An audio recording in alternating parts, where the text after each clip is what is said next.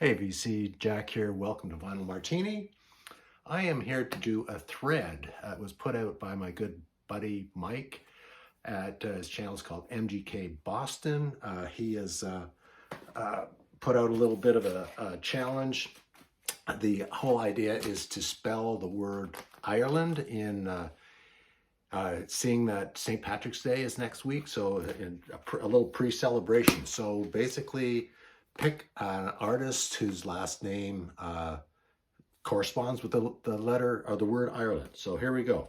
Under the I, band from in Illinois, very close to Chicago, the Ides of March. This isn't the album that probably everybody knows, or I don't know if they know the album, but they might know the song Vehicle, which was almost a direct copy of a Chicago Transit Authority song, but it was a great song. This is their second album. Again, the same kind of feeling. Their horns, kind of a jazz rock band. They're still going today. I know that Emma from I.R.E.L.A.N.D is a big fan. Picked this up for a couple of bucks. The Ides of March, pretty good record, but under the letter I. Under the letter R, band from England. This is Rare Bird, the album called Somebody's Watching. Band always gets labeled as a prog band. This is a 1973 album. I wouldn't really call them as a prog band. They're more of a soft rock band on this version of the band. Somebody's Watching is a great song. Third Time Around. Turn Your Head is fantastic. Hard Time. Who is the Hero? Great electric piano on this. Great singing on here by piano. It doesn't credit a singer here. I don't know who's doing the singing, but great vocals on this album. Rare Bird, 1973. E. Eddie and the Hot Rods. Probably a pretty forgotten band. They're, I don't know how to describe them. Pub rock, proto-punk, rock and roll, kind of a hillbilly band from England, from Essex in England. They put out 3 records, I think. This is their second release. It's Life on the Line. Couple songs on here that are pretty good. Do Anything You Want to Do, What's Really Going On is good. Beginning of the End. Life on the Line is really good. Eddie and the Hot Rods. Under N. This is a Grin album, but really it's a Nils Lofgren album. It's fantastic. It's 1972. Grin was Nils on guitar and keyboards, Bob Berberich on drums, Bob Gordon on bass, and his brother Tom Lofgren on guitar.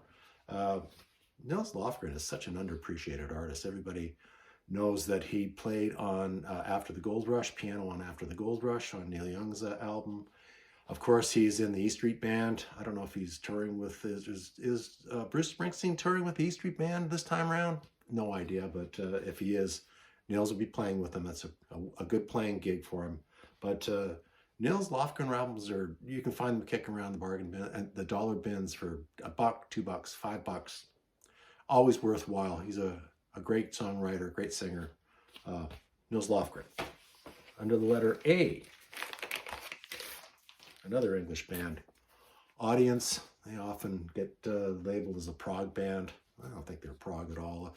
I think a lot of bands from England or Britain from the period of 1970 to say 74 get labeled prog because they have so many elements in them. This is like a jazz, folk, rock band. Every song in this album is fantastic. Great inside cover work. I think Hypnosis did this. Did the cover. Produced by Gus Dudgeon of Elton John fame. Gus Dudgeon is a great producer. Not a bad song on here, of course. What do we have? Jackdaw, You're Not Smiling, I Had a Dream, Ravioli, Nancy, I Put a Spell on You, House on the Hill. Fantastic songs. I see this in the bins once in a while. If you check it out, this is the best of their 3 records. House on the Hill, Audience. Under the letter N, I'm late to the party for this guy.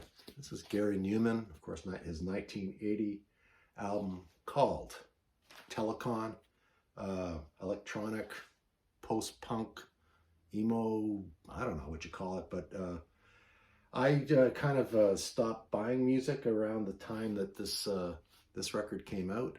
But I picked up one of his records really cheap, and I really enjoyed it. I've had this one for a couple of years as well.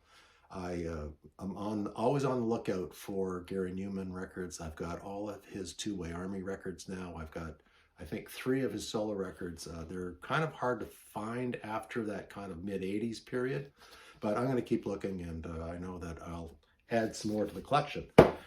And the last band under D, I hope I spelled I.R.E.L.A.N.D correctly, but another forgotten band, the Dictators. This is their second or third record, I'm not sure. Fantastic band. They started off as kind of a punk band, I guess, rock and roll band. Handsome Dick Manitoba is the lead singer. Ross the Boss is on lead guitar. Produced by Murray Krugman and Sandy Pearlman. This is more of a harder rock sound. They are a lot like the Blue Oyster Cult, I think, but there's some great songs on here. Exposed is great. Sleeping with the TV On is fantastic. Stepping Out is great.